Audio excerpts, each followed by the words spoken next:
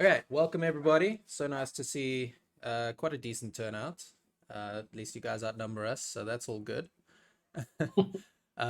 Yeah, so today we're going to be talking about juice and polish. Basically, quick little tips and tricks, things that take you like less than an hour, but will elevate your final products like way more than what we're used to seeing you guys hand in. So we want to see some better quality stuff.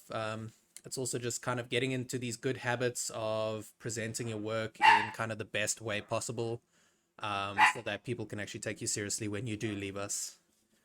So there's lots to talk about here. We're probably going to just throw in a lot of tips as we think of them as well. But I think we've broken it down to kind of the most essential stuff here. So Paulo, please just feel free to butt in at any moment as well. Will do. Cool. Okay.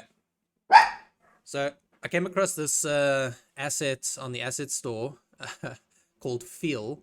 Um, and this asset basically is a whole preset of polish and juiciness that you can add to pretty much any aspect of the game. So one is about adding feedback. So we'll talk about this a lot as well.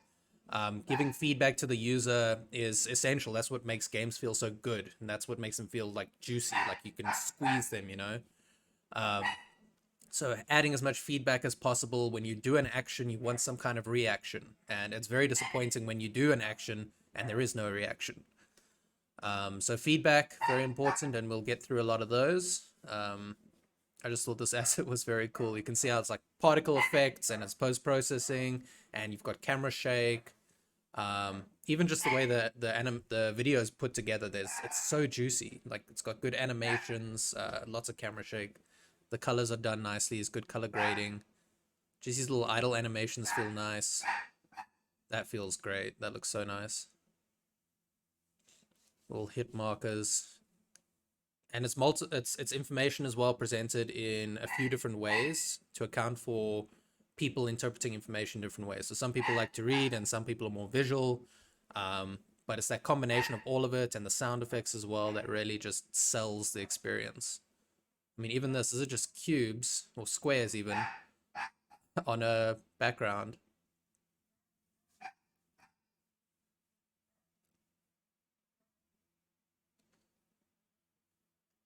That squash and stretch, very nice Mm, there. Line They're just renders. saying you're not streaming your sound. Yeah, there is no Or is sound it on just... this video.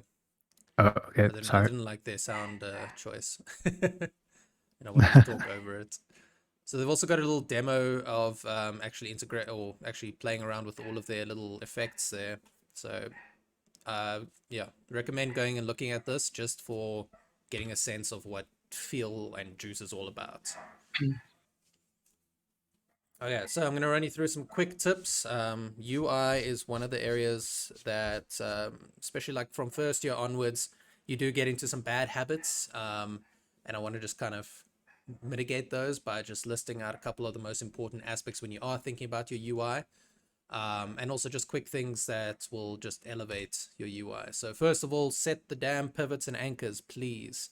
Okay, pivots and anchors are incredibly important to your UI. It means that when you put an image or a piece of text on your UI, you need to anchor it to a position on the screen so that if the screen changes, if you go now from desktop being landscape and you go to an iPad portrait, what's going to happen to your UI?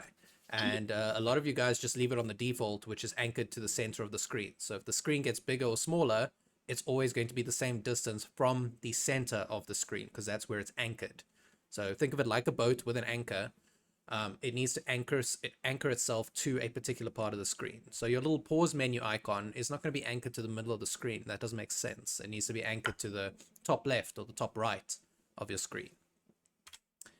Don't scale your UI. Use width and height. Scaling will degrade your resolution, and you're going to end up with really bad looking text and images. So don't scale. Test your UI at varying resolutions and aspect ratios. And in Unity, in the game view, there is that little drop down that says free aspect, that you can change your different aspect ratios and different resolutions.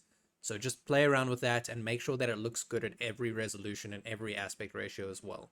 Also, good practice is just to make sure that your game view is usually in 16:9 or the intended aspect ratio of your target platform. So if you're going for desktop build, make sure that it's 16:9. Please have a quit button. No one wants to Alt F4. You know, you can get away with it in a prototype or your first prototype, but thereafter it's not going to cut it anymore. You need to have a quit button and preferably a button to go back to the main menu first and then a quit button in the main menu, not just quitting from the game halfway through. Show and hide the cursor when necessary. So make sure that if you've got a first-person shooter or a third-person camera, that you are hiding the cursor when you're looking around. There's nothing more distracting than moving your mouse around to look and you've got this cursor flying around as well. Also, it's a horrible experience when you have multiple monitors and you don't lock the cursor to the screen, which is the next point. Because what happens is as soon as the mouse leaves the screen and you click to shoot, it's going to switch to a different screen. Okay, change the font. Please don't use Arial. Arial sucks. It's horrible. It looks ugly. It looks default. So change the font. And there's a couple different resources to getting fonts. Google Fonts for your legible type fonts. The font for thematic title fonts. But also with that, check that your font does actually support standard symbols as well, like commas and full stops and dashes, that sort of stuff. Don't use a font for body text because it doesn't look great. It's not readable. And then there's Adobe fonts, which you guys all have access to as well. Yeah, I haven't really played around with that, but there's the resource. And then, so your title font should represent your theme. So try and theme it as closely to your game's content. And your body text font should be as easy to read as possible, whilst trying to represent your theme, but more importantly is the ease of reading. And then also for UI, just use reference. There is this lovely website, Game UI Database, which has a list of tons and tons and tons of games, and they literally go and screenshot every single aspect of the UI. So you'll have reference there for all sorts of games and for all sorts of UI, going from, you know, loading up to the menus to the loading screen, what happens in the tutorial section versus when you finalize a level. Every screen is all available there, so use that reference. All right, then scaling your canvas. There's two main forms of scaling the canvas, one being constant pixel size. So this makes UI elements retain the same size in pixels regardless of the screen size. So bigger screen, it means your element is still going to be 60 pixels. Okay. So more screen means more space between elements as well. So, and when you're dealing with this, then the minimum font size should be 18 pixels for desktop and on console 24 pixels or 28 pixels is further down.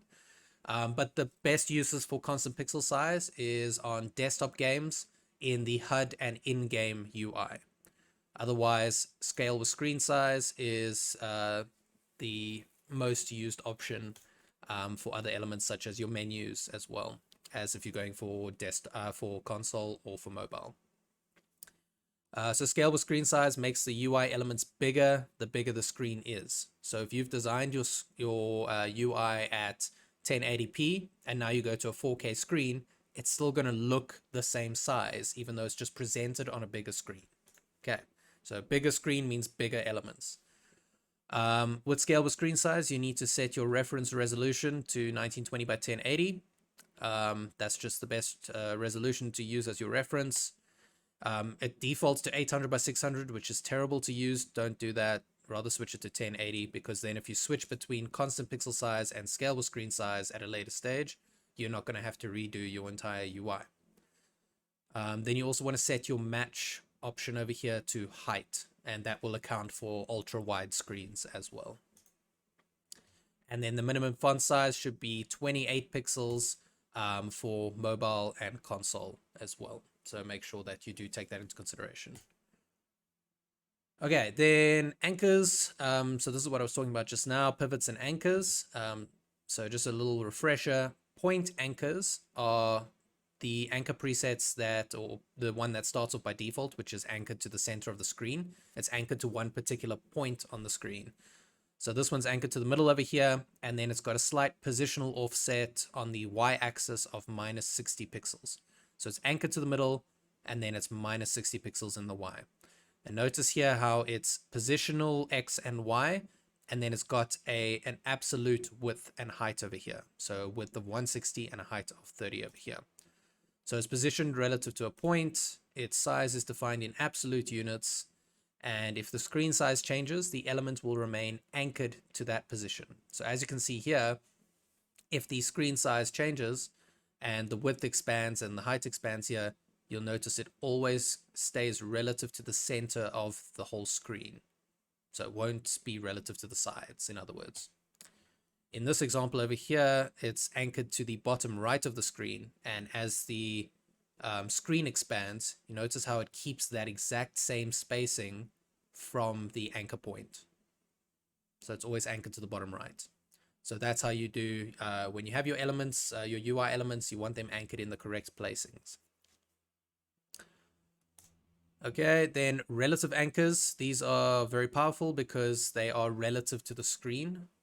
So like in these two examples over here, this one, it's anchored relative to the bottom of the screen, and it's in a stretch mode. So basically that position X and Y have now changed, or just the X has changed in this case, to a left value and a right value. So it becomes relative to the left and right of the screen. So you can say I always want to have 120 pixels spacing on the left and 120 pixels spacing on the right. Otherwise, use up the rest of the space between that. So as the screen expands, so does the element. In this example here, it's got a custom anchor, so you can actually go and edit these values as well. And basically what it says is it starts at 0.3, so at 30% of the screen on the X value, and then it ends at 70%. So essentially it's using up 40% of the screen space, starting at 30% and ending at 70% of the screen. So if you had to scale up the screen, it's always going to take up only 40% of the screen. So this is very useful if you want to like split the screen in 2 or split the screen in 3 or 4 or whatever you want to do. But it takes up then a percentage of the screen. So it's relative to the screen size. So yeah, relative to a part of the screen, and pixel values are relative distances from the side of the screen then. And anchors are used as a percentage of the screen, which is useful for creating UI that occupies like half the screen. Right, then when it comes to UI content, you want to set the tone of your game, so theme your UI accurately. Please don't ever use the default UI sprites. Those sprites are tiny and they are very quick to degrade in quality wise. They also look default. So you want to stray away from anything that looks Unity default, because it immediately like hits your game down to prototype level. Okay, so you want to consider audio, effects, particles, cursors, colors, all those different aspects of your UI. So you want to theme it and theme it with those kind of things in mind. Then you don't want to add any unnecessary buttons and menus. Only add something when it's needed. So this is especially true for every student who's ever added an options menu that wasn't necessary. Okay, options menus are there if the option is necessary. Something like adjusting the mouse sensitivity. Now that's useful in an FPS or a third-person game, but that's completely useless in like a puzzle game, for instance. Turning the sound on and off or changing the volume of the audio, that's only applicable if it's needed in your game. No one's going to go and turn down the volume unless there's something like voice chat, or maybe the backtrack is particularly annoying, or you can't hear the dialogue from characters in your game. When there's issues like that, that's when you're forced to put those kind of options in, because it's an option. It's not for everyone. It's for those particular users who have found that they like it a different way, slightly differently. So it's preference. So don't just add options in and settings in without considering that. I think the most essential settings would be nowadays resolution selecting. because Unity took their resolution selection out of that initial dialogue that they used to have. First years probably won't know what that even looks like now. But there used to be a little dialogue that you could click the drop down and specify what resolution you wanted, but that's all gone now.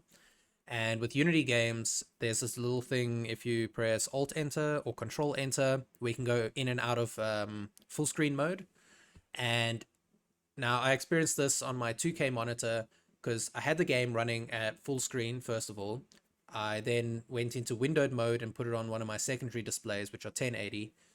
And what happened was it downgraded the resolution to 1080, but when I switched it back to the 2K screen and up and maximized it, it didn't increase the resolution again. The resolution stayed at 1080p.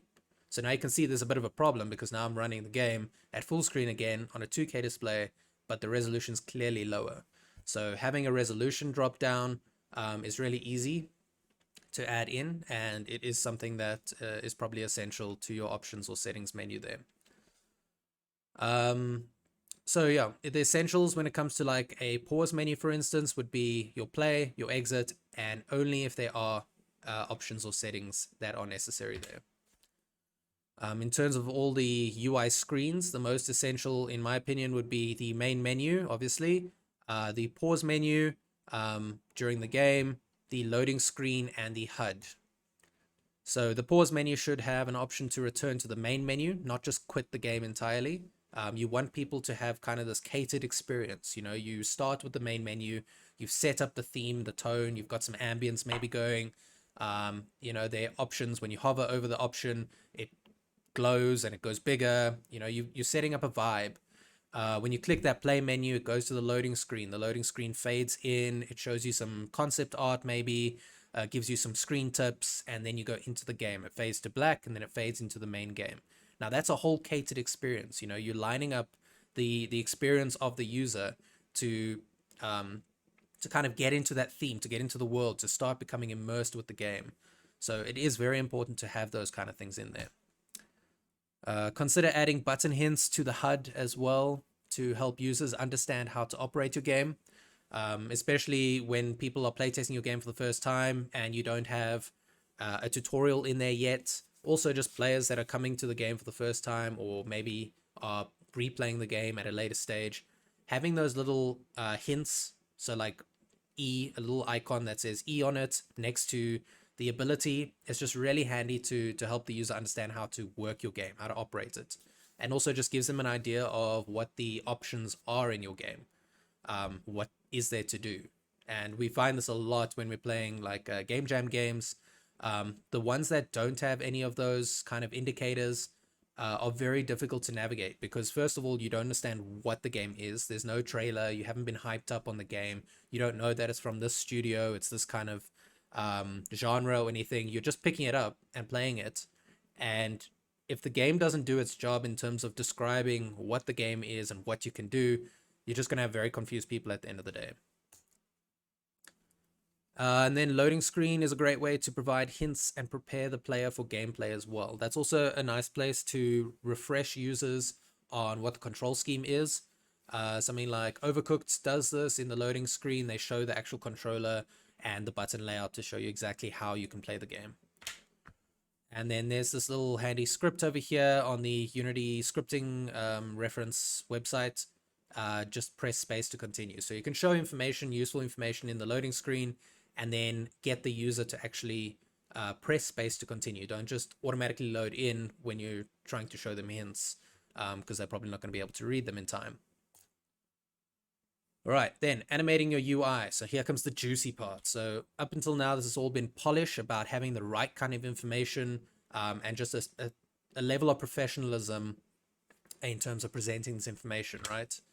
So animating it now gives it some juiciness. When you hover over a button, you want it to react. It's got to look like it's ready to be pushed, right? So animate your UI. Calls to actions can be animated to draw attention. So a call to action would be like the big glowing play button. It's the most primary button, most important looking button on your UI. So make sure that it draws your attention to that. Also, something like pressing space to continue. I mean, I'm sure you guys have seen the memes about waiting for loading screens to finish, only to realize like 5 minutes down the line that you had to press space to continue. So make that call to action really shout at you like, hey, here I am. This is what you have to do next. Press space to continue. Animate your button states. So that's quite easy. On the button component, you can just change the transition from color switch or color something, color tint to animation. Hit the auto generate animation over here, and that will then create an animator controller. And with that, it's gone and created a whole bunch of animations. Then it's as easy as just recording the different states. So what happens when it's in its normal state? What happens when you hover over it? All sorts of stuff there. So it just gives it a nice bit of juice to that button there. So you can scale it slightly on hover. You can scale it down when it's clicked. You can adjust the opacity when it's disabled or whatever. So here's a little example of a really great menu. Simple, straightforward. The whole game is about these little beans running and completing objectives, right? Completing the obstacle course. The play button is huge and it's colored nice and brightly. The text is really legible and playful. Also, just look at the button shapes. The button shapes are really kind of playful as well. It's just the whole theming is really done well here. Also, you can see the consistency between all these elements here, having the drop shadow and the white outline around these simple rounded shapes. So everything's nice and soft and bubbly and bubblegummy. Just feels like a really good solid UI, and there's no confusion as to what information is here. Planet Zoo as well. In the main menu is actually a bit of the gameplay in that you can open up zoos all over the world, and you get this nice little globe over here showing you where all your zoos are. So that's quite nice, making the menu more interactive. Then the cluster of options over here makes it really easy to understand that these are my play options or related to gameplay, and these options over here are related to DLCs or in-game content or purchasable content. So also just a good layout. Also having the nice title up here, strong title.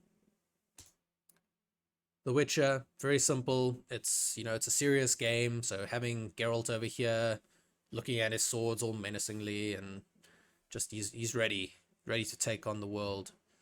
And then just a really simple menu here, just listing the options one underneath each other, and then some options for the DLC here. So simple, straightforward, elegant. Notice how also the background banner over here is just a silhouette. There's no texturing to it. Also the outlines over here are just very clean and straightforward. It's not over the top at all. Papers, Please. Very simple. There's only two options here, story and endless mode. Your quit button and your options button over here.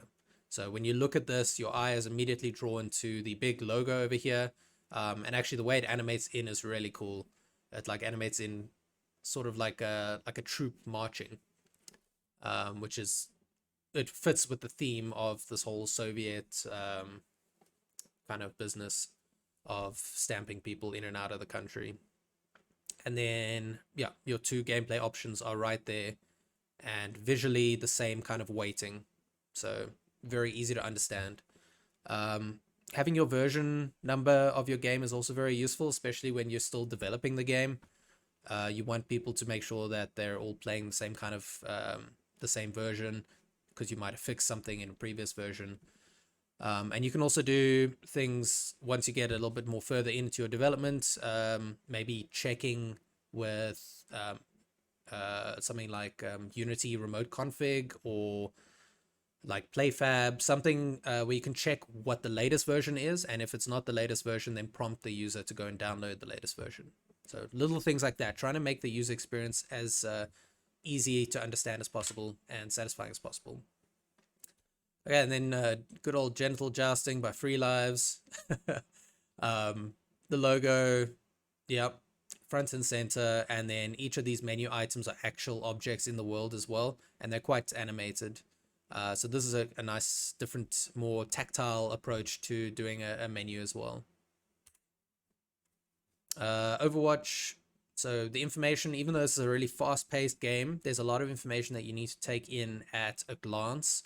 So the way that this UI is structured is kind of around the center point, which is what you're going to be looking at, and then the information is very easily accessible, that you can quickly glance and see what's happening over here. So your ultimate is quite important, obviously, to winning games, having it dropping it at the right kind of time, using it at the right time.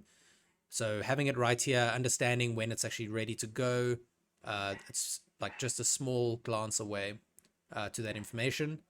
Then you've got obviously your character portrait with a big health bar over here, also easy to understand, and your abilities on the right, along with little indicators as to which buttons you have to press to get those actions there.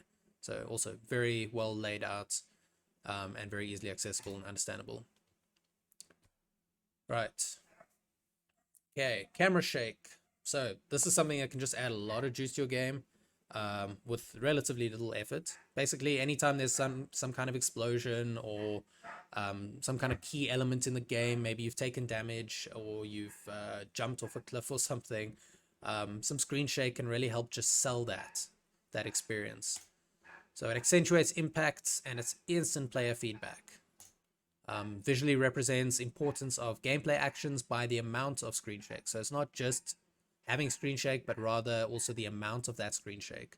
Think of the haptics in a console game as well, how important that's become. Especially with like the DualShock controllers, the new ones, that they're so sensitive that you can feel such tiny nuances in the feedback that you get there. So a similar thing with the camera shake as well. Even the smallest amount of camera shake can help just give you some more information than what's presented on the screen. It's easy to implement and it's a big effect. And Cinemachine also has some built-in handheld camera effects that you can use, like just like a handheld camera. So it has some drift and some. So when you're in like a dialogue between you and another character, it can feel very stale. So just having the camera kind of moving around slightly just adds a little bit more flavor to that. And here is a link to a camera shake script if anyone wants to use that. And here is a tutorial. I don't know if Paulo, you want to mention something more about camera shake? Sorry, what did you say? You just broke up at that point. Of course. Sorry. That's my side, I'm sure of it. Yeah. Do you have anything to say about camera shake? I know you guys did quite a bit of it in what was that game that you guys did? Which one? I use camera shake for everything, really. There we go. Yeah, definitely use camera shake. It's really nice, especially when you're getting hit. When the player gets hit, combining camera shake with some sort of maybe on-screen damage, or having maybe even shaking not just the camera necessarily. You can also shake the health bar a little bit.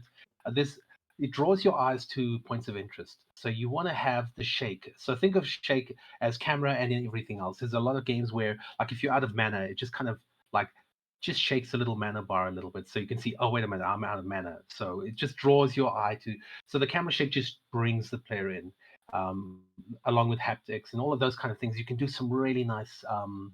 Take your game mechanics to the next level. So your character, if you're just moving around, everything's working fine. The moment you add some camera shake and maybe some trails, whatever it is that you want to add, will just draw the player into your game a lot more. If you feel the character, like Yeah. in your controller, play the controller and you're visually seeing movement and you're seeing responsiveness to your inputs, it just makes a lot better than just seeing your character running around on screen. So think about adding camera shake. Even the smallest amount of camera shake makes a big difference. And add it, maybe have variations on your shake for different situations that you would have camera shake in. Yeah. So taking that, falling off a ledge and you hit the floor, maybe add a little bit of camera shake. All these little things will just make the game feel a lot more immersive. Because this is all about immersion.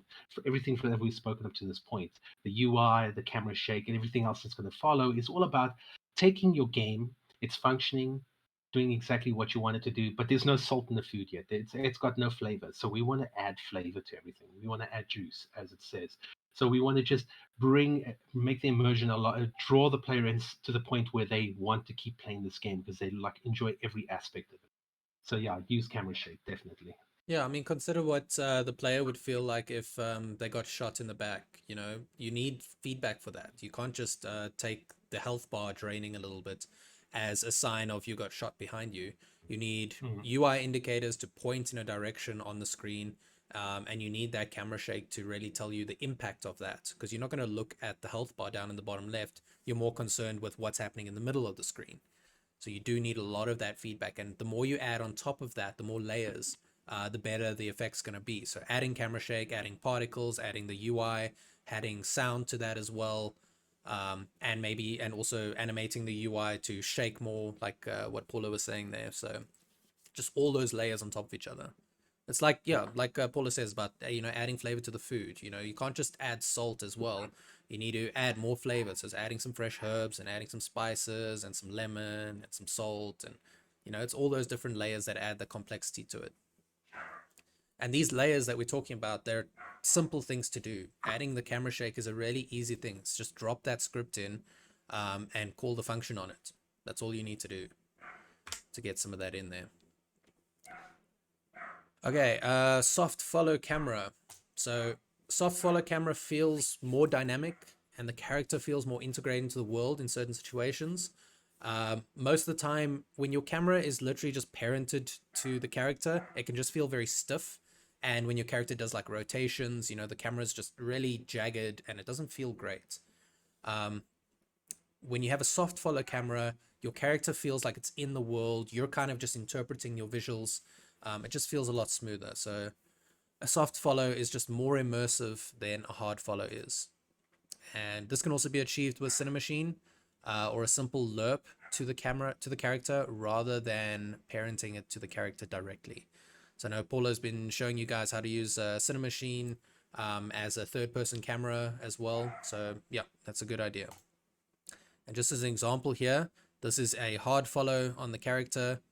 It's very stiff. It just follows the character around, and you don't get a good sense of what's around the character in the world. Versus this one over here, where it dips down as the character moves faster, so that you can see more of the environment. And depending on the direction you're moving, it's giving you more information because it's tilting and it's responding differently, trying to show the user the information that they want, which is what's down that path. Versus if we look at this one again, you run off here and you've only got this much information to see. You can't tell what's down this direction. This one just feels a lot more dynamic because now when you're running off that way, you get to see more of it. So soft follow, very nice, quick and easy to do as well. Yeah, consider what the player will be looking at and adjust the camera accordingly. Okay, when it comes to the character, we've seen enough capsules and cube characters in our lifetime, and it's time to start. So replace the default characters such as cube or capsule, ybot or xbot. We don't want to see those either, with a themed character, and it's not as difficult as it may seem. It's really easy to do if you start off with like a base mesh and just modify it, and then you can just rig it. And also the rigging part of it is not difficult. If you do something like you could rig it with Mixamo if you don't know how to use Rigify in Blender, then it's really easy to just upload it to Mixamo and they will rig it automatically for you. Now this isn't the final solution. This is just a solution to getting a decent amount of polish early on. So getting a character in there that you can then get an artist to go and rig properly and create proper animations for. This is just 100 times better than having Mr. Capsule running around. So in this example over here, I actually took these base meshes from Kenny Assets. So there's a link to the Kenny Assets meshes over there. And I just like the stylized approach to the character and the kind of the overall silhouette of it. I took it into Blender. And all the models were all male models, so I made her more of kind of she's a brew lady, so she brews beer. So I had to give her a dress and an apron over here, give her some boobs and make her look a bit more feminine, and then that was it. So pretty much less than an hour of modeling to get what I wanted out of this character. Took this directly into Mixamo, rigged it in Mixamo directly, and then I've got all these nice little animations straight from Mixamo, and the character feels very natural. It's moving around, and it is way better than having Mr. Capsule running around. No one can identify with just a capsule, and if you do, I want to see that. But yeah, adding these little animations in were very easy to add. Character just walking and running, using tools. And the weight painting was actually fairly good, even though there's a dress on here, which dresses and capes can usually look quite bad if they're not weight painted right. So you can use Mixamo animations to quickly bring your characters to life as well, as we can see here. And this was seriously a quick project that I was working on just to kind of experiment with an idea. But there's a decent level of polish here and feedback, even just in the UI when you're digging up a slot over there. And using animation, like also having the little hoe icon spinning around, also just adds a bit more feedback as well. Okay, then some audio. Now we've had some great talks by Lawrence on audio, and I highly recommend going to check out the workshop from last week. It was really interesting to listen to. So you can use ambience to break the silence and set the tone of your game. A lot of your games just don't have any sound, or maybe they have like one sound or two sounds for different interactions. But adding something just like a little backtrack, an ambience track, can really help just set a tone, set some mood.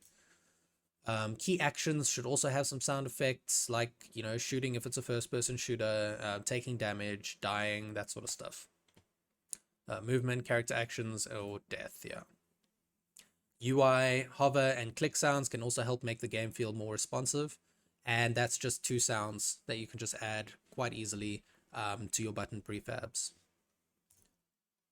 So there's the link to the workshop from Lawrence last week. It was really, really interesting to watch.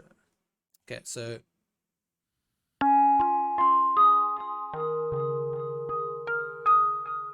what kind of vibes do you guys get from this?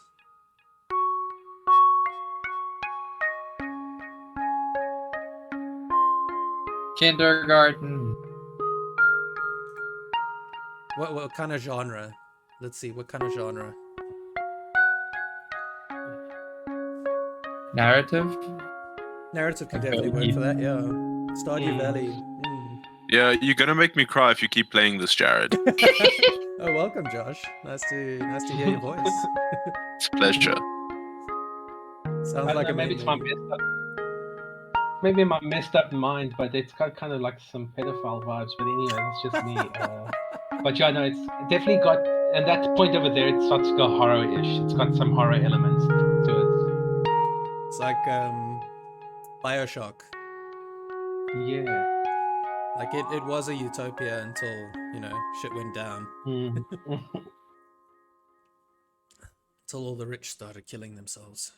Yeah, and then we have this. What kind of vibes do we get from this?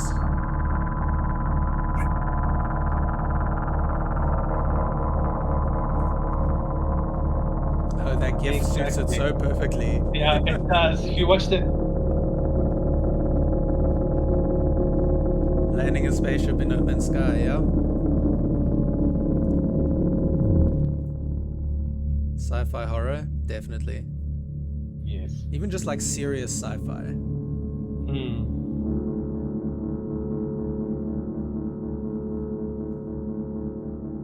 So I mean, those are just two really simple ambiences, but they set a completely different tone one to the next.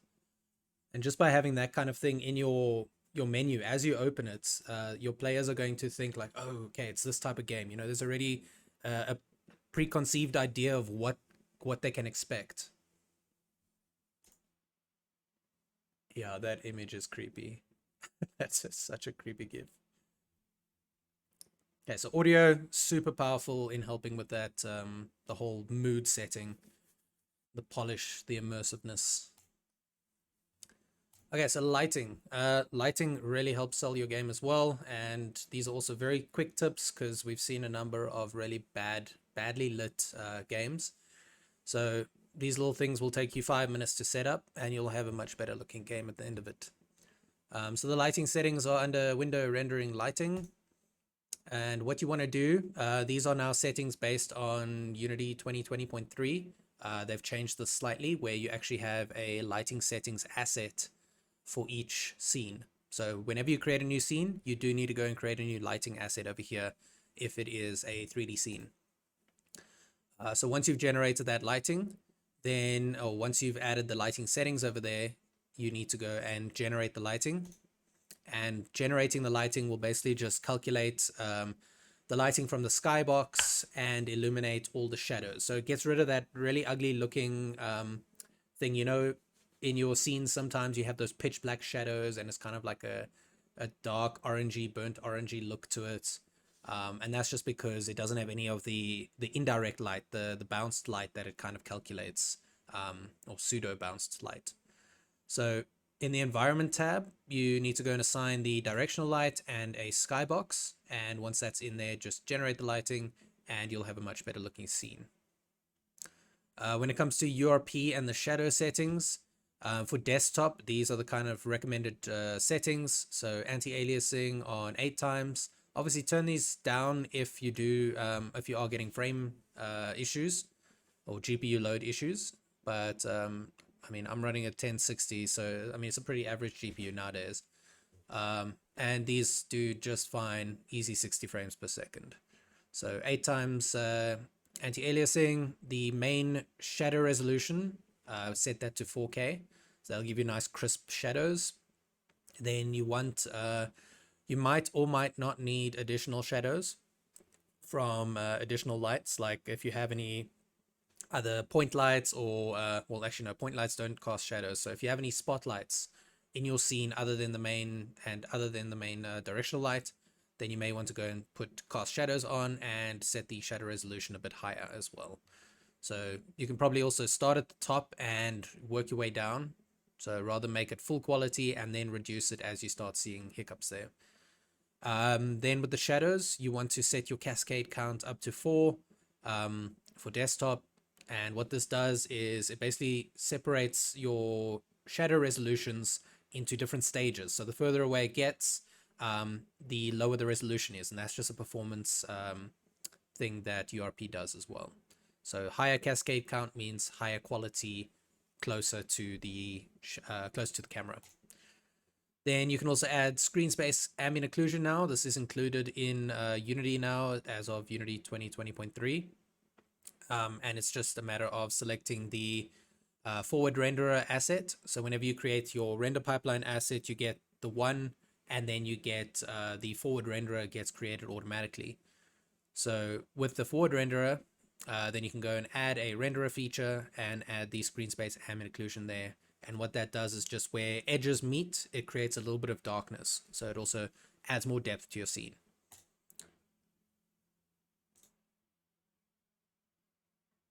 Okay. This, I must have accidentally clicked it. Yeah, I did. Okay, then there's this link over here to the art of lighting game environments, which I stumbled upon. This is such a great article, just listing pretty much everything about lighting in Unity and how you should use different lights, different emissive materials and how to bake them as well. Some of the images are not loading. There we go. So adding emission, you can also make emissive objects actually emit light, but that's baked into the scene. So it's only if your objects are all static, then it can cast light like that. But overall, just a great article. Highly recommend looking at that. Ooh.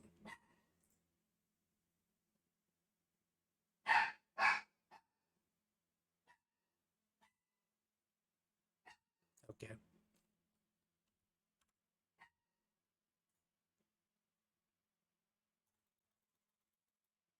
Okay, moving on. Okay, so when you first set up your shadows, you might get something that looks a little bit like this, where you've got these ugly, low resolution, jaggedy shadows. And after adding those changes, so here's a couple of the changes. So adding post-processing, adding the screen space ambient occlusion, generating the lighting. So notice how the shadows aren't that dark black over there. adding a skybox with directional light. And the skybox is important even if you're not going to see it through the camera, because the skybox actually lights or tells how the shadows are going to be lit. And then also the shadow quality is increased. So you can see these jagged edges over here to these nice smooth edges like that, just using those settings that I just described. Okay, and Paul is going to tell us about some color grading stuff. I didn't see half the slides. That was really cool. Thanks, Jared. Okay, so as far as color grading, most of you have probably tackled it with if you did animation. So it's the same thing. Games are, we treat it the same way we treat any pre-rendered thing. You can't just put a camera in the scene, put a couple of lights, and hope that it works. You need to consider how you can grade your scene to set a tone or a mood. So the three ones that I'm demonstrating here are your standard ones, which is just your channel mixer, your color adjustment, and your color lookup, which are in any color, like Photoshop has it, After Effects has it, Premiere has it.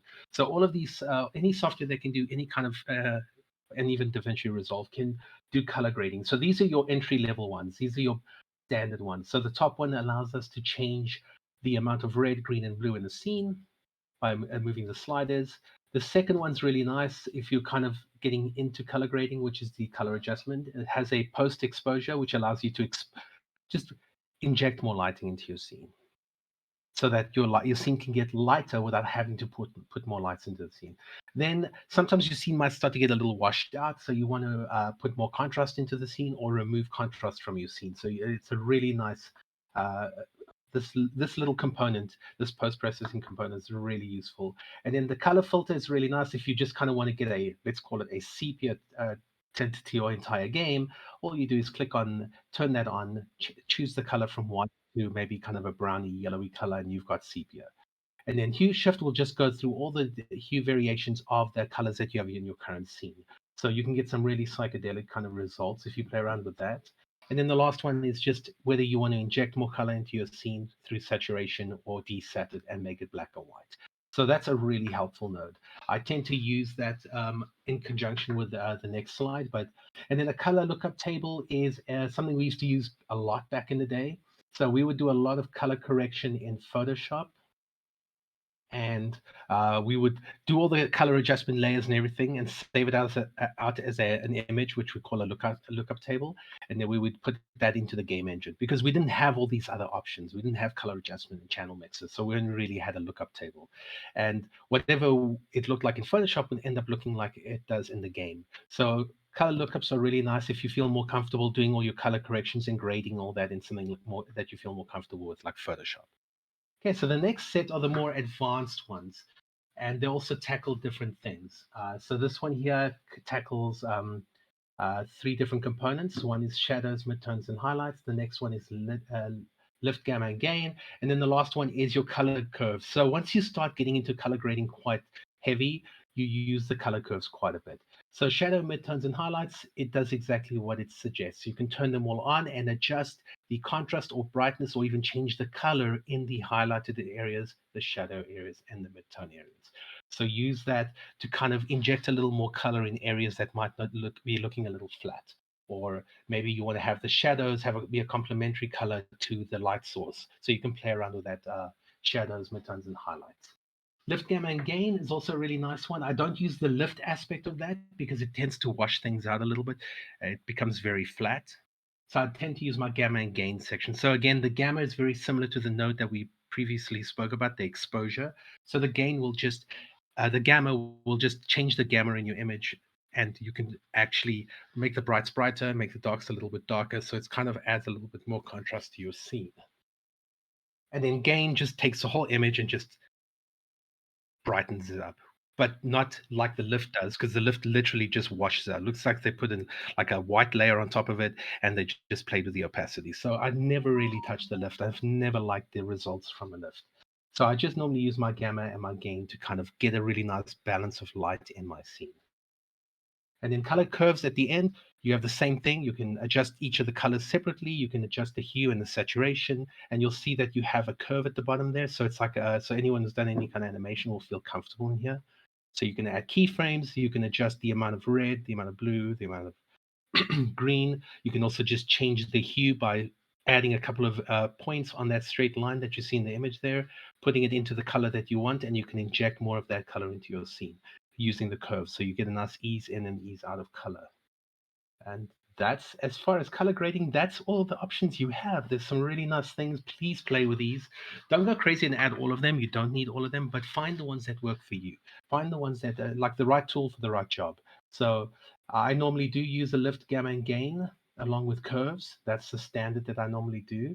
And then if I do want to mess around with my shadows, midtones, and highlights, then I add that. But in general, I just normally start with a lift, gamma, and gain and a color curves, just to kind of balance the scene out. And then sometimes I'll add an adjustment post-processing just to be able to control the contrast a little bit better.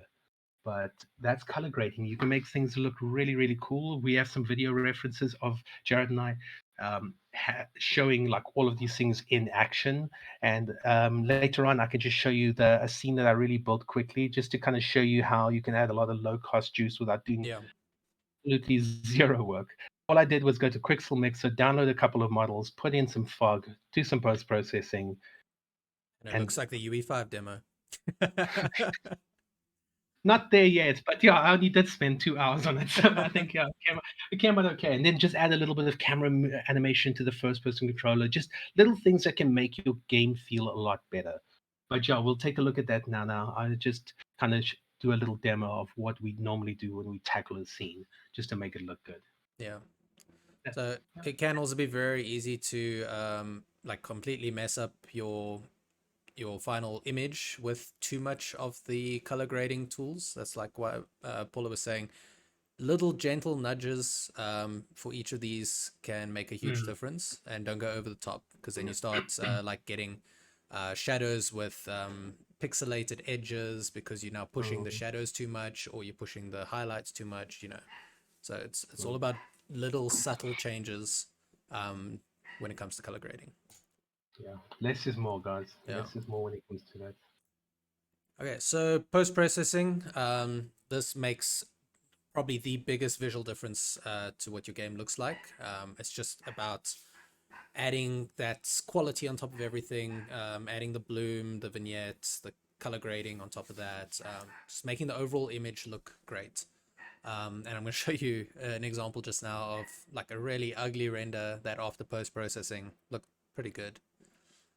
So there's this link over here to the post-processing website over here, which gives you a full breakdown of everything and all the different effects that the post-processing volume does. So you can go and look through that if you want to find out more about what those options are. Post-processing layers or filters can also be brought in from other packages.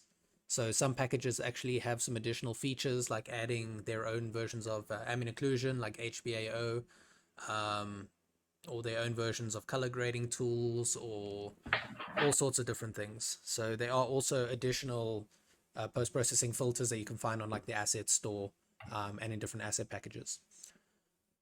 You can also blend between different post-processing volumes. So for different areas, you might want different effects. Like if you're coming in from, the outside, it's a warm, grassy field, and then you go into a cold, dark cave. Those are going to have very different looking effects. So having those as area trigger volumes with different post-processing objects on them allows you to transition and blend between those post-processing files. And that's also an easy way to do something like underwater. You just have a different post-processing profile that triggers as soon as you go below, the water plane, basically. And that will give you then the effect of being underwater. So have some depth of field, and maybe do some panini projection on that to warp the camera lens a bit. Some color grading, of course, if you're underwater. So you can use that to really diversify the look and feel of your game. Trigger-based post-processing volumes will override the global volume as well. So you have kind of one generalized volume, and then for different areas, like if you're going into a boss battle or underground, like I said, then you'll want different volumes to kind of override certain attributes on that. And I clicked things again. There we go. So post-processing is very, very easy to use. They've made it even easier with URP. It's already built in. There's no additional packages. If you see the package in the package manager, that's the wrong one. Don't download it. You just use the one that's built into URP. Makes your game look great. And the quick essentials for post-processing, in my opinion, is definitely Bloom. So Bloom makes anything with an emission on it glow. So it won't physically cast light, but it'll look like it's glowing. So it's very useful for pickups, for interactive objects, for Tron, and for anything sci-fi themed. Then your vignette as well gives you those nice little dark edges around the screen, which gives you a bit more focus on the center of the screen. So that's nice. It can also be very moody for like horror games. You want those dark edges, kind of feeling like it's going to creep in on you, claustrophobic type vibes.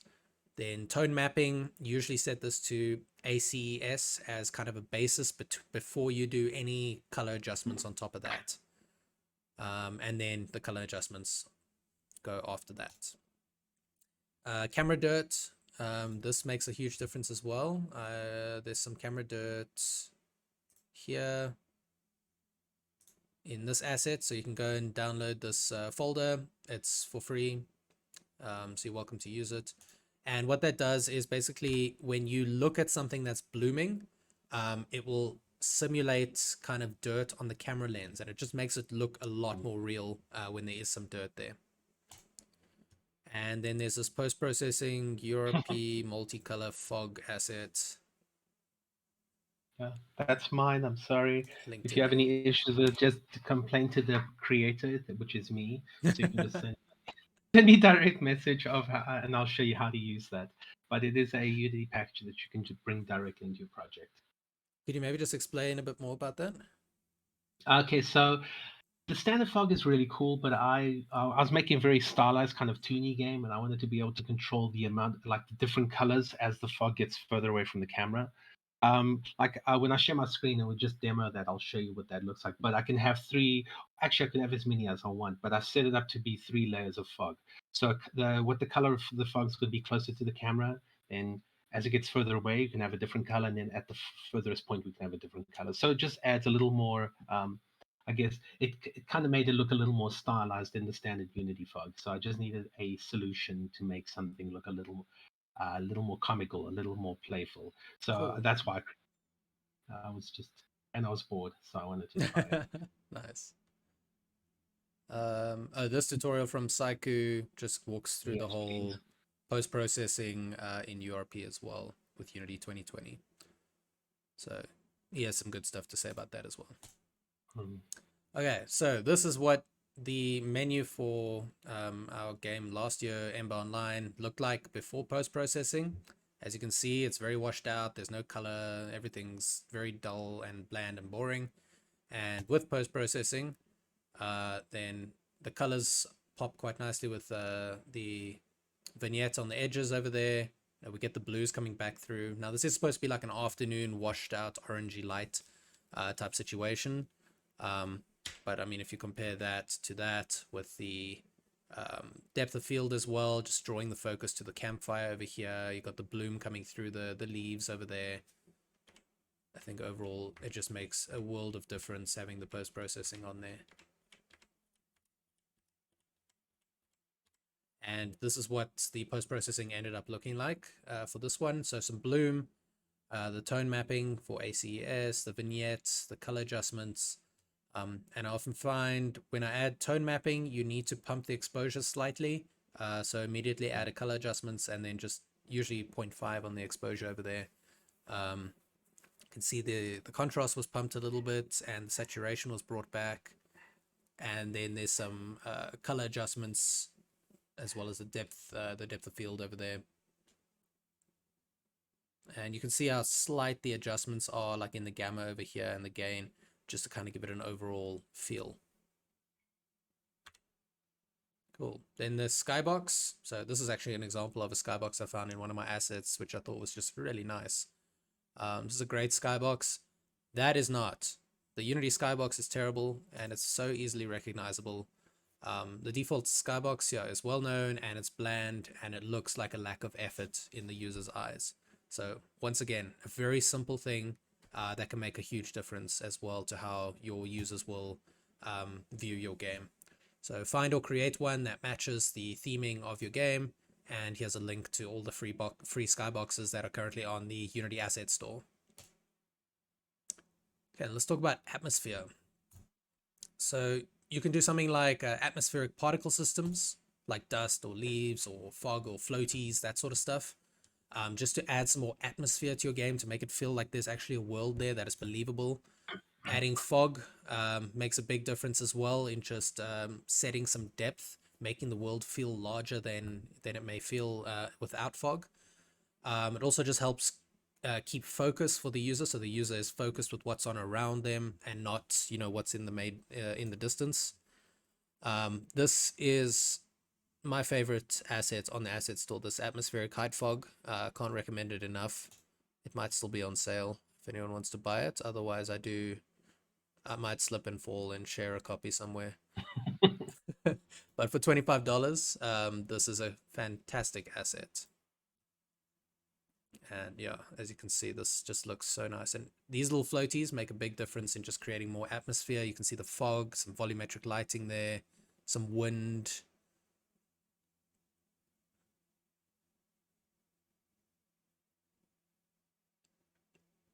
So this whole thing is basically, it's a custom skybox that also has volumetric lighting, and you can fully customize the coloring of the skybox.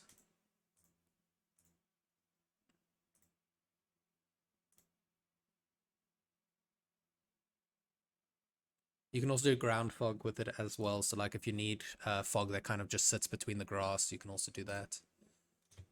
Very, very cool asset. So when it comes to volumetrics, notice how I'm not speaking about HDRP here. HDRP is not the easy solution to adding volumetrics to your game.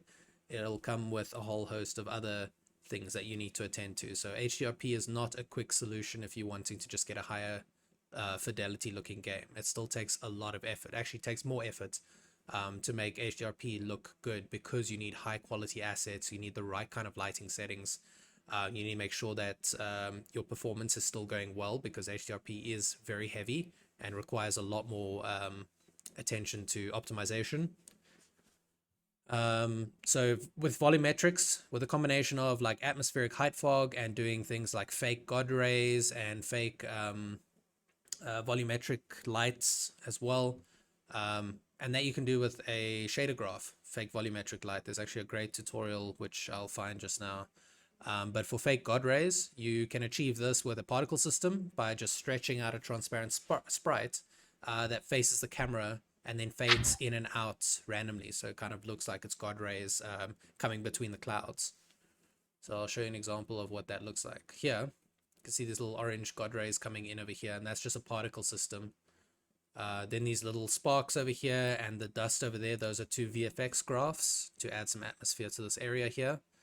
It's using the atmospheric height fog as well. You can see in the background here, just giving a sense of kind of like a larger world at play here. So you can't actually see the edges of the meshes.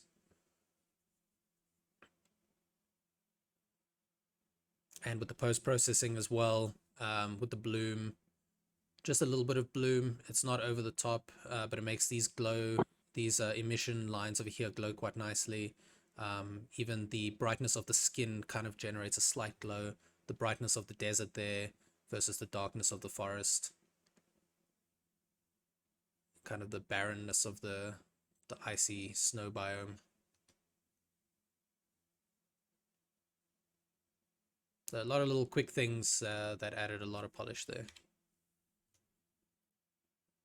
And this was Ember Online, the game I was talking about just now. So also using atmospheric height fog. It's using a custom skybox with this is a particle system for the clouds. So that just creates these kind of nice lines around which simulate clouds. Another beautiful asset is the stylized grass shader from StagArt. Also highly recommend that asset. Those are the two assets I use in pretty much every 3D open or 3D world project. So the post-processing, that sun just looks really nice. And the flames are a combination of like 3 different particle systems, one for the main flames, one for the little embers, and one for the smoke as well.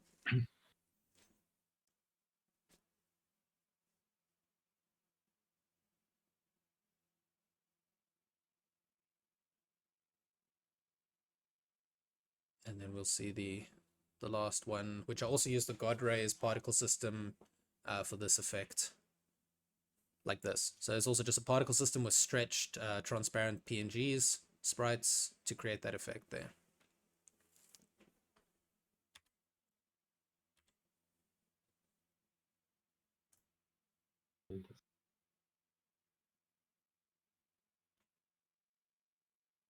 Is this what you're going to show us just now there, Paulo? Yeah, just a quick like it's funny how you and I use the exact same post-processing stuff. It's I just look at it, I was like, yep, that's pretty much exact.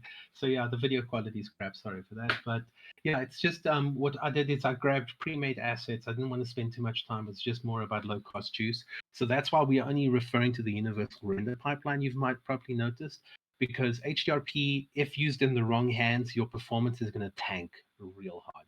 So the moment you switch from URP to HDRP, you're looking at about a 20 frame drop just off the bat. It's like nothing is kind of optimized properly. And if you want to use HDRP, you need to do a lot of homework. There's a lot of Yeah. things that HDRP has that you need to learn how they work.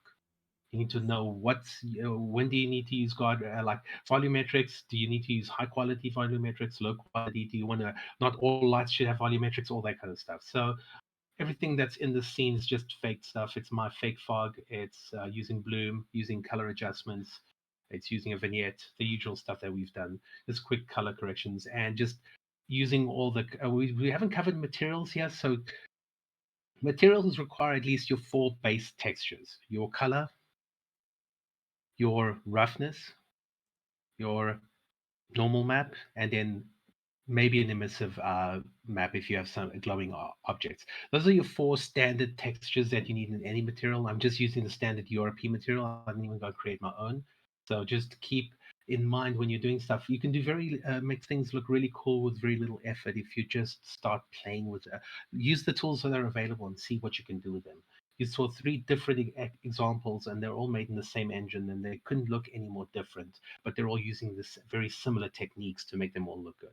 Yeah. So yeah, Bloom is the one that we use to death. It's you can't. I don't think you can make a game without it. To be No, you have to have bloom. yeah, and those volumetric particle guard rays are a godsend. I used that in one of my exercises to recreate that Genshin Impact menu. It just looks it looks so good and it looks believable, and it's such a cheap little hack that works so well. Yeah, and that's it from my end. And Yeah. Okay, and I've just listed a couple utility scripts here. These are things you can just download, import, and so there's a simple screen fade in over here. An FPS counter if you want to display the FPS. There's a screenshot script that you can just bind to a button to take a screenshot in game. There's an open URL, like if you want to link a feedback form for your prototypes. Version, so this will just take the version from your build settings and then just display it in the UI. And there's the camera shake script over here as well. Oh yeah, wow, Francis, that is a lot of bloom. hold on, I have to see. Nah, it's okay. It's okay. You can still see something in the camera, so I think it's not too bad. But you can also animate these effects. I think you can, like in the one game that I was building, I wanted to be able to use that the Panini projection to just kind of warp the screen a little when I used like an ability. So I just animated that using a lerp just to enable that, and then so that I was able to play with these. You can also animate your post processing so that maybe it blooms a little bit more in certain cases. So all of these are animatable. You can just through a script talk to these objects, make them do what you need them to do. Like maybe as you take more damage, the vignette becomes more and more intense, just to Yeah. kind of make it feel like you're getting closed in, you're getting surrounded by all this damage. So there's a lot of really cool things you can do. Just they don't have to stay static. They can be adjusted at runtime. Yeah, I mean, you can do that like kind of like the Apex Legends effect when you die, and just bloom it or just intensify that vignette. Actually, that kind of looks Exactly. nice. probably add more vignette to it. Yeah.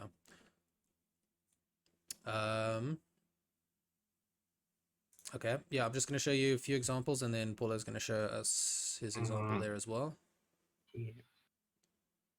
So just in the main menu, notice the little bit of animation to the logo here. Just adds that bit of juice, having the moving camera, the wind in the grass, and the particle effects with the fire over here makes a big difference in just that juice that you're getting from the game there.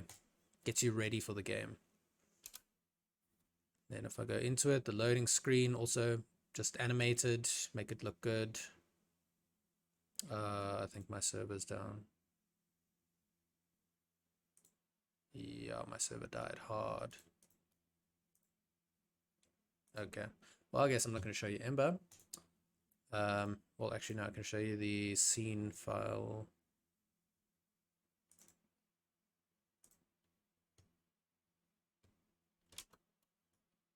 Okay, so I mean, it looks like a bit of a postcard here, with if you're looking in the right kind of direction. So notice also this is the atmospheric height fog, and if you look at it different directions, you get different color schemes, which is really nice. It's just so nice seeing that orange and the blue kind of together, and then the sparkles of the water. So this was just a really quick map done with Unity terrain, then divided up into different sections. Like there's the forest there, there's kind of this little monument park over here, sculpture park type thing, little island, and then the desert area. It's kind of the grasslands up here, and another little foresty area here. So it created a lot of interest, different areas to explore. So also consider that when you're designing your environments, make sure that there is a reason for people or for players to explore different places. And here's the duck. Good old Always. ducky. I approve of said duck. Yeah. Yeah, then moving on to the next one here.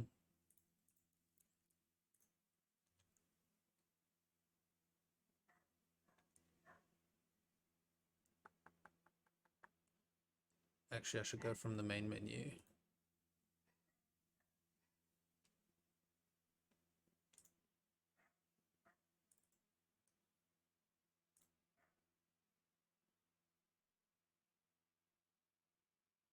Okay, so the main menu also very simple, but there's some feedback, like that little indicator over there, and there's some animation as well, just to give it some life.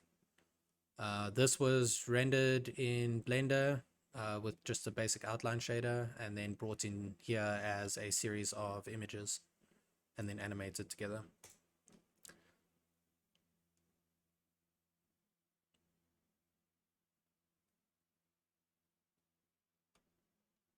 Okay, then so we've got those. Oh, geez, what is lagging out here? So we've got those nice little god rays over here. If we go and take a look at what those god rays look like. God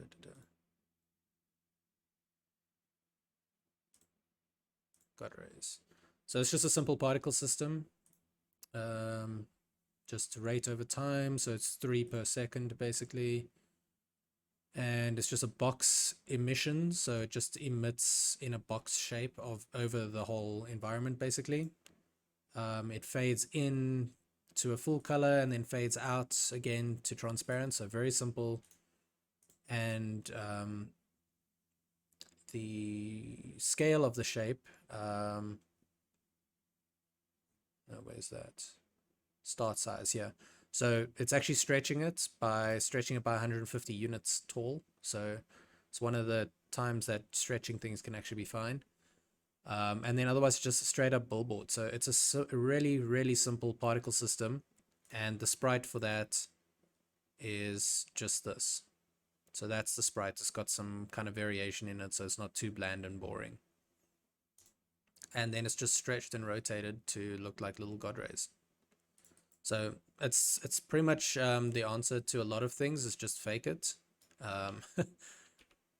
That's games in general. I think Paulo lived in a time when you pretty much had to fake so many different things like reflections on water and fog planes and all sorts, trying to get it to be performant. But we're coming into the age now where we're getting like real-time shadows and lighting, global illumination, that sort of stuff. So consider yourselves very fortunate in that regard. I agree. I also noticed some other little polish aspects is just the way I've decorated the platforms here, showing that these are kind of slots for towers to go into.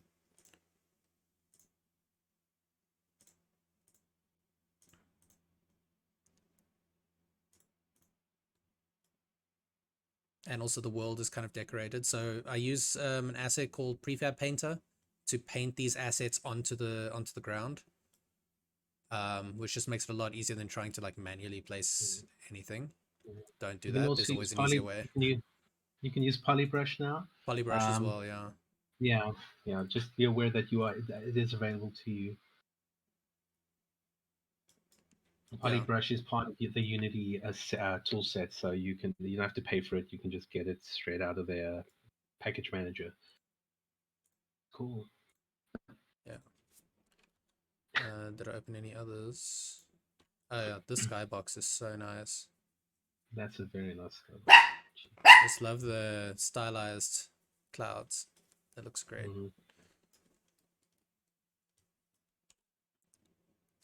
Yeah, if you look at this scene from the top, it's actually so simple. This grass though, look how dense this grass is, and it still performs so nicely. This is the stag art grass that I was talking about as well earlier. Oh, no wonder I was lagging out. I was busy playing there.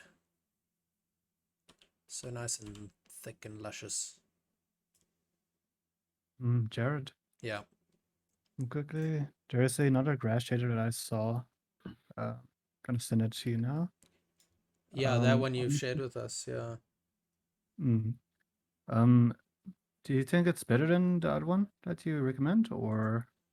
I'll support this developer because he gives like really good support with his assets. Like I had an issue once, messaged him and he replied like within an hour with fixes and everything. So I'll just keep continuing to support this dude because his work's very good.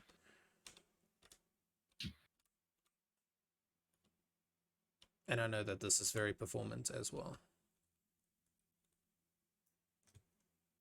Cool.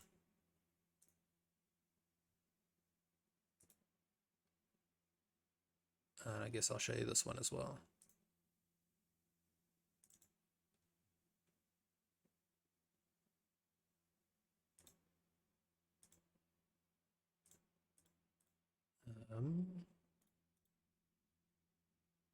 Yeah, I'll just turn that off for now.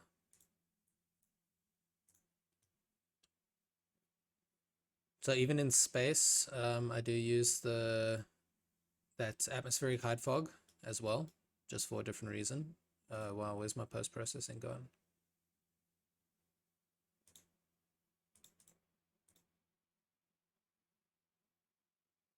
That's not the right post-processing. I overwrote it with the other scene. Oh well.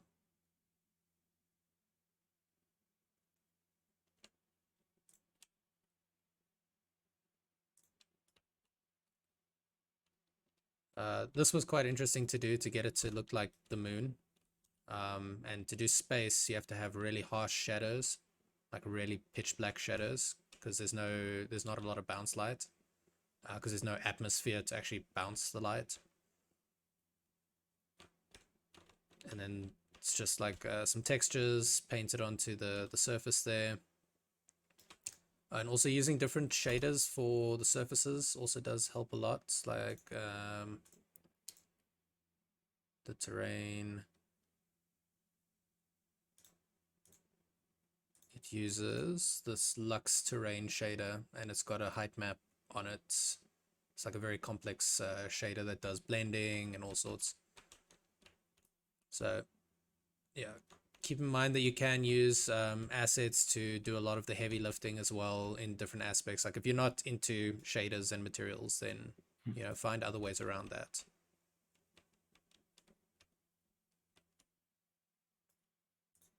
There we go. And this little dude over here, I modeled in the same way as I did the other one, where I just modeled it really quickly in Blender and then rigged it in Mixamo. So he's just got like default Mixamo animations. He's a cool little dude. You're only ever going to see him at like this kind of size anyway, so didn't have to be that detailed.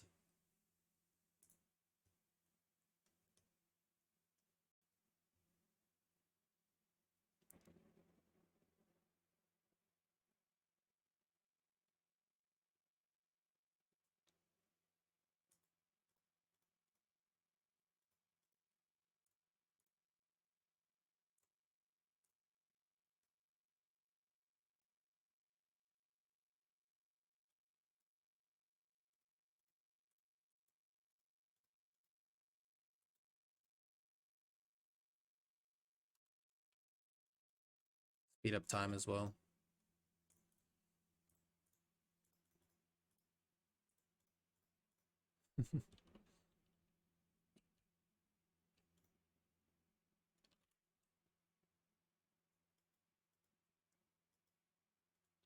Cool. Yeah, that's pretty much it from me.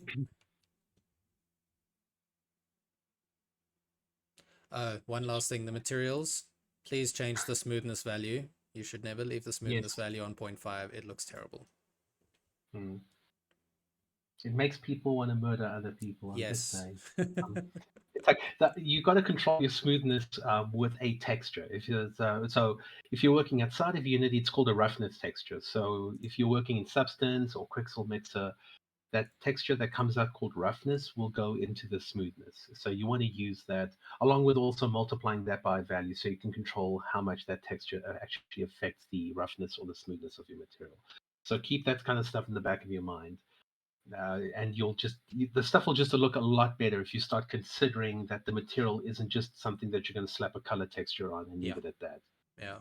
And even like if you know how to work with your materials, you don't need color textures at all. It's a lot of really cool games out there that look really good and they have zero textures. They're just working with colors, they're working with their smoothness, and they're working with their metallic settings. And they're adding some Fresnel to it, which makes everything look a lot nicer. So think about how it's not just simply about you guys have second years onwards, you guys have outgrown just making things work. You're now trying to make an experience. And that's why we have this talk. Every single thing we've spoken about just adds to your game, makes it more engaging, makes it more immersive, makes it good to look at.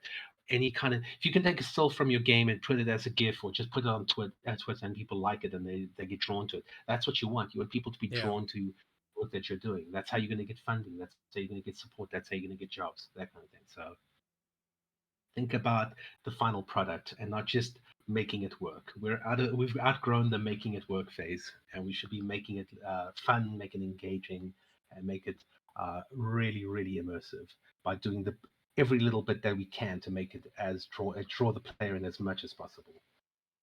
Yeah, the first way you sell a game is, by the looks. Exactly. That's how most relationships start, let's be honest. So you got to make it attractive so that people are drawn to it. And then hopefully it's not shallow and two-dimensional and you should be able to do fine. Okay. Yeah, mine's also going to be quite short. It's going to probably be about 5 or 6 minutes and then we pretty much can go into the Q&A section. So I'm going to show you 3 different things using different techniques. But I'm not going to go into detail with it. So this one my second years have seen. All I did was I added a shader to my forward renderer. So I turn off that shader. This is what the game looks like originally. So just your standard kind of like all the textures and materials that came with this low poly pack. So that's what it kind of looks like. And I wanted to see what one of the students needed to be able to kind of just change the way it looks. So I created a shader that takes a gradient and applies the colors of the gradient based on the intensity in the scene. So the lighter the colors then would be replaced with this kind of light, like this green color, and then the others would be replaced with this kind of purpley pink color. And I didn't do any material switching. This is all just like doing a layer in Photoshop or a post processing. So it just replaces colors with other colors. That's what I'm doing. I'm just doing a simple replace color. And even the shadows, you can see it's quite harsh. I always test everything at the extremes to see how they hold up. But overall, that was just a straight up shader that I just used and I switched it out. And I can change the colors of this shader to create whatever the look I want by just playing around with the gradient that I've got applied to this material. Okay, so that's the one. And then the next one that has pretty much everything you should have in your game is when I recreated this Genshin Impact menu. So obviously I had to create the toon shader, but we won't go into that because we don't have that kind of time. But I did the same thing with Jared. I added a particle system for the petals that show up in the menu. And I just added I went and downloaded an image of a leaf and made it black and white and just used that as the particle system, added some rotation, some scale, some emissive color to it so that would glow. Added a cloud shader and like just created some cloud particles with soft blending so that it doesn't cut into the floor. And the floor plane, okay, so the reflections here was tricky because you don't have real-time reflections in URP. So I essentially parented the real-time the reflections probe to the camera and offset it vertically so that I would get these kind of fake shadows. So some would say it's expensive. I would say that it's the best thing I could do at the time. So here's my camera here, and I have this reflection probe that just has a script that updates the probe to the position of the camera and then offsets the position based on. So if the camera's 1 unit up, then the reflection probe will be -1 unit down, just to kind of get the correct reflections. And then the end result looks something like this. Oops, my cloth broke there. I like how my cloth simulation there is doing great stuff. So if we look at this character, that reflection there on the floor is actually just essentially a rendered texture. So it's just rendering. So this is old school technique. So I'm going back to, like Jared said earlier on, when we had to fake stuff. So I'm essentially just rendering what we're seeing. So I'm taking the reflection probe, rendering that into a material and putting it onto the floor. And then all the particles, and then the guard rays are the exact same thing that Jared did. These are the guard rays using particle systems. So if you look really closely, they animate in and out, their lifetime, and then added a skybox, which is just stars. So that's what's happening in the background there. And I just added character switching, really, just because I can. And then I also just allowed me to pause my character so that why not? Again, when I get bored, I get interested in trying to learn different things. So that's how you can just make something look really cool. Just think about adding all your standard post processing. So what did I add? There's my logo there. I just added bloom. I just added a vignette and just a color adjustment again. And in this case, I just played with the saturation. So I just wanted to control how much color is punched into the final render. And then the next one. Star shader, I mean the star skybox over there, is that an image or HDR, or is it a shader? Yes, it is. It's just an image. I've seen that one. Yeah, okay. Yeah, I actually just downloaded off the internet. I think it might have been NASA's website or something. So I just normally either you can paint your own, or you can go get the HDRs from HDR Haven, like I'm going to show you now in the final one. And with Unity, it's pretty simple. You just create a material and you switch it out to a cube map. So if we go to the materials here, where was I? Yeah. Here's my awesome cube map. Oh, jeez. There it is. So you just make sure that it's your default sky is set to a cube map, and then you just assign, and the texture you bring in has to be imported as a cube map, and then you can use it as your sky. But in this case, I went and create my own custom shader for this default sky, so I could animate them and scale, like make the stars kind of flicker, that kind of thing. So just think about what you can do. You don't have to use the default stuff. You never have to use the default stuff. And preferably the skybox is horrible in the default, so please don't use it. Please don't. Okay, so now we go to this one here, which again, I'm advertising Quixel Bridge. I went to Quixel Bridge and just grabbed the lowest resolution of all the models because I didn't want to spend all day downloading these. So these are all the 2K models using the LOD0 because it comes up with 5 LOD files. So each model that comes from Quixel Bridge has 5 LOD files, and it's also got different texture resolutions for the LODs. So you can use those models and they work really nicely. So yeah, it's just a very quick basic level using my fog that I've created. So that's what's using. So that's what the bloom, that's what the real power of the bloom. If I go behind this tree and I pop out, the bloom is what's creating that nice glow. But if you look really closely at these kind of artifacts that are happening where my cursor is, that's using that dirt texture. So please download those. It adds dirt to the screen, adds kind of artifacts to the screen. So when the light hits it, it creates these kind of aberrations, these kind of weird Lens artifacts. flares, yeah. And there's a ton of them. There's a crap load. Where is it? Lens dirt. So this one has got a crap load of them. So if we look at all of these textures, you have a ton of options. You can even go and create your own based on, like, if you want to have water droplets on your screen, that kind of thing. So think about the different cases you could use these for. There's a lot of really cool things you can do in there. Starting with the post-processing, I added tone mapping. I turn all of this off. That is what it looks like. Let me also turn off the fog. Okay, so that's what my wonderful Unity project looks like before I added anything in it. So it's just your standard assets. The skybox, again, I'll show you what the skybox is. Let's start there and work our way backwards. So the skybox is just an HDR texture. I went and downloaded a few just to kind of see which one I prefer to, which one looked good in the scene. And I converted it on the import. The texture shape I changed to cube. And I'm using that in a material at the top here, which is my default sky. Where in the actual, oh, there it is, my skybox. And I'm just using the skybox cube map material, and I've just assigned it. And then what's nice about that is you can expose that skybox. You can rotate that skybox. There's quite a few things. And if you want to, you can even go and create a shader graph for this and maybe do some layered stuff. So you can have the clouds on a separate layer, have the clouds animating, have the sun moving. There's a lot of really cool things you can do And with notice it. how like having a nice complex skybox like that is actually affecting the ambient lighting as well in the scene. So as you rotate Yes. there, you can see the warm colors coming in from the direction of the sun. So when you in the environment, you can use two different, a couple of different ways to kind of use your environment lighting, as they call it. You can use a skybox, you can use a gradient or a color. But be aware that this is actually what affects the kind of the parts that this where the directional light doesn't hit. So anything that isn't being hit directly by the sun, this little skybox here will affect the way your scene looks. So tweak, you have all of these values. You have two parts. One is for the lighting and one is for the reflections.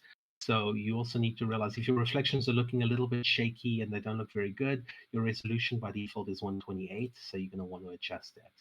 And you also can adjust the intensity of the reflections based on from the skybox. And you can also change the bounces, as they call it.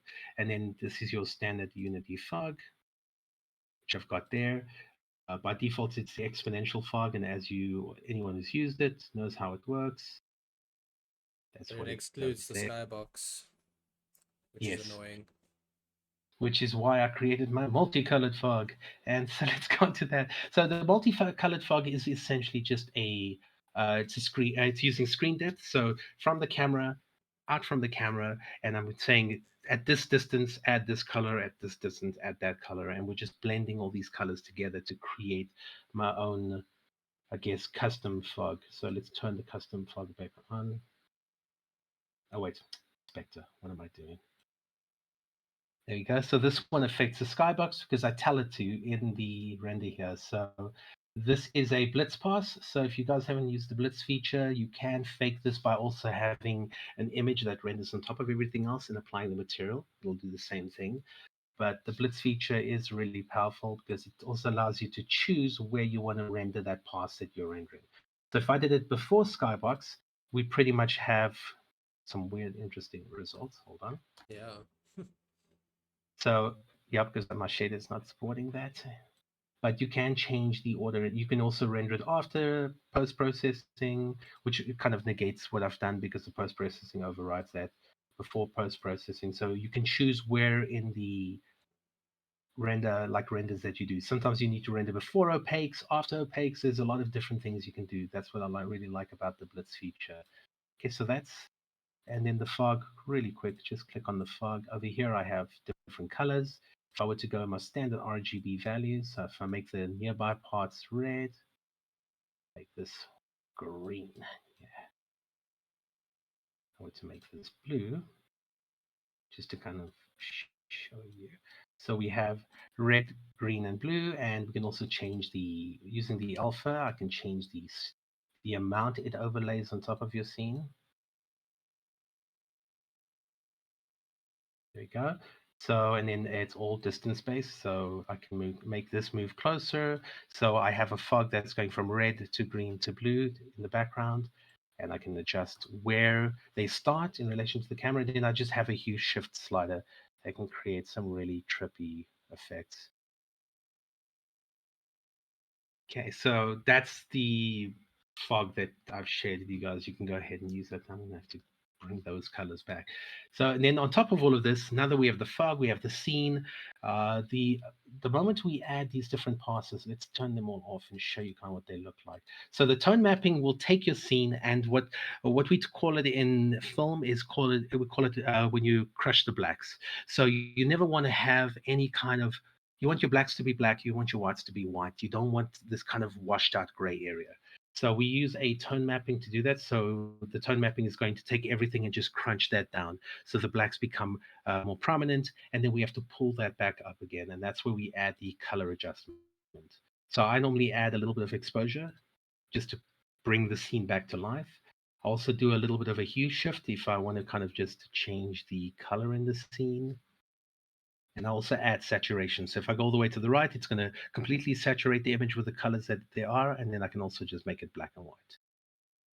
And then the one that we're not talking about, the elephant in the room, is this tint. I can just change the entire color of my scene by feeding a color over that.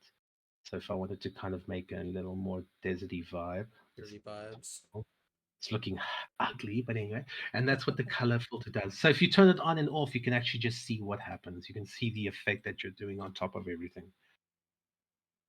And then obviously vignettes, I don't know why, I've just been using vignettes since they've had them. So the vignette, you'll just see the outskirts of the image. Yeah, and what's nice about the post-processing, you can also see it in your game view. You can see that all of these things are being adjusted and added to both views. And then the bloom, and the bloom is the most, if we look at the sun, that's where we see it the most. That's where the bloom does its real magic at that point. And then I always add a little bit of chromatic aberration. Chromatic aberration is when light hits the lens of a camera at I think it's an acute angle, if I'm correct. That's when the colors start to split into their primary colors, into their RGB values. And that's what this chromatic aberration does to the edges of your image.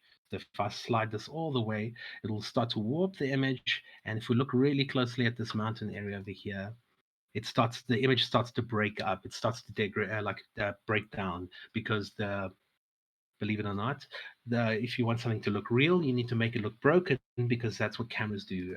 The cameras don't read because of the curvature of the lens. We get some artifacts towards the edges, like that.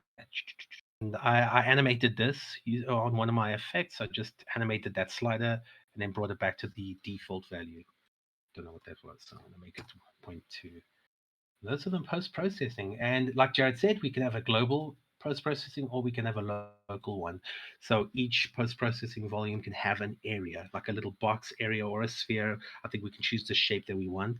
And when you walk into that volume, it's also got a blend value. So you can blend from your global settings into this new volume. And then when you walk out of it, it blends back from that localized volume into your global volume. And that's it. That's all I got. Let me just play it. So, and then a few other things, just simple things like my first person controller is just very basic, but I got a little carried away and I added some. Some head I tilt. animated a little bit of bounce. Then when I go left, I lean left. When I go right, I lean right. I just, like I said, I got a little bit board. So just little things like just adding some animation and blending your animations in code, just using the damp time on your animator will just create, like, it doesn't just pop straight back, it kind of lurps back to the original position. And that's it. And I really just like walking behind this tree and walking out of the tree just to get the bloom to hit my lens. The dirt is coming on the bloom itself. So that little lens, you use it on the actual bloom. So if you open up the bloom, there is a section for a dirt texture. That is where I'm assigning this texture that's creating these artifacts on screen. So that's where you want to add that. And then you can add the intensity. You can make it like if I go really crazy, there we go. Let's go like 200. You'll see it in the scene view here.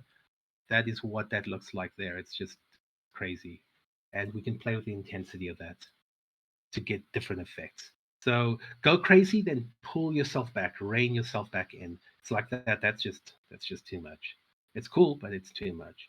So start a little bit out there and just bring everything back. Draw yourself, like rein yourself in, and just kind of play with the settings. And that's that. I think it's Q&A time. Question time. I think I showed everything. Yes. I'm gonna stop sharing now, guys. I hope you enjoyed that. Back to Jared. Well, thank you for coming to our TED Talk. TED Talk. Wasn't technically Yeah, enough, any but questions? Anyone got any cool tips that they use that we didn't? yes. I say one thing in terms of VR, in the best way you can actually juice VR is not by obviously using camera shake because Yeah. everyone's gonna hate your game, but actually by using haptic feedback. And this doesn't actually just apply to VR. If you're making a game for an actual like controller, if your game can be played with an Xbox 360 controller or something, you can actually add haptics to that. Or It just mobile adds that phones as little, well. yeah, exactly, and then you can just sort of add a bit more feeling to your game, instead of just having this visually appealing thing, you also have sort of a feeling with it, and it can work really nicely. Yeah. And different platforms require different things. Like when I was doing my VR Beat Saber clone, I realized that the post processing does some weird stuff on the VR headset because it's rendering two images. So you got to kind of always keep that in the back of your mind. Whatever you're building for, will it take in whatever you're doing? So the sooner you build and test to see if this stuff works properly, the less hassle you're gonna have in the long run. And also just build and see if all of the stuff you've built shows up in your build. Because just because it's in the editor doesn't mean it's going to be in the game. That's something that anyone here who's done a build and realizes it's not working can tell you. So always build early and test early to see if everything you're putting in is actually working. Yeah. Chief, we're opening the floor, guys. Any questions? Anything you'd like us to talk you through? Anything you'd like to know? The only thing I would say is how to not make your scene look empty. But just, I know adding grass and all of those things are requirements. So Yeah, adding little detail meshes like that and just painting them on with something like Polybrush or Prefab Painter, that sort of stuff. And you can usually find those packs quite easily for free, like low poly rocks or low poly grass, little flowers. Also, just adding variation to the height of your terrain or world makes a big difference. Yes, it does. Question. Mhm. In like a game and stuff, is there a way where you could just like up the lighting besides just using like the skybox and stuff like that, but like say adding little invisible probe lights or floodlights or anyway in your game? Any tips that you might have in that regard, or like just making the lighting pop a bit more, I guess? Oh, that's a good question. Start by whenever you light. Yeah, starting when you light anything is start with a point of realism. So look at your scene and look where the light sources are in the real world. Where would they be? And then obviously, if you need to kind of hack a few things, then you start thinking about where would the secondary light sources where the light bounces come from, and start placing. Probably point lights would be your best bet. Maybe even some spotlights to kind of tailor the way the lighting looks in the scene. And using the color adjustments and just punching up the exposure will also give you, like, just flood the scene with a little bit more light. But It's more of an art than a science, believe it or not. It's quite a tricky one. Each scene requires a certain amount of a lot of tweaking and playing around with to get it right. And especially if you have a camera that can look all the way around, so if you have a 360 view of everything all the time, then it makes lighting very important to make sure you can light it through the camera. If you've got a fixed like top-down look, you can always alter and tailor the lighting to the camera view. But if you can look around everywhere, that's where it gets really tricky. I don't know if that answered your question. I'm sorry if it didn't. Yeah, that helped a bit. Yeah, thanks. Okay. Yeah. Add invisible light is what I'm saying. So if you have a light coming in through the window, but you're not getting enough bounce. If you are using light mapping or light baking, you don't have to worry about this because you can calculate the lights and you can tell it, I want the light to bounce 4 times, and then all that GI, all that global illumination will be done for you. But if you're using real-time lighting, you have to go and put in the bounces manually. You're going to have to put in some extra lights to kind of make, like almost mimic what the bounce of light would look like if you had GI baked in.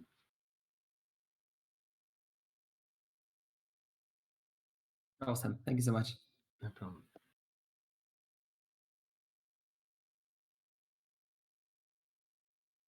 And then one other thing, the two packages basically that were mentioned today, the atmospheric height and then the feel asset pack that you mentioned there in the beginning. Which one did you say is like better to get? Because I'm thinking of getting one of them, but I can't afford Atmospheric both. light fog. Okay. You could also make your own atmospheric height fog if you want using shader graph, but okay, no, don't worry. When I make one, I'll give it to you guys. I never considered it. I've created a plain fog, but that's not going to help you in this case. All right. Thank you.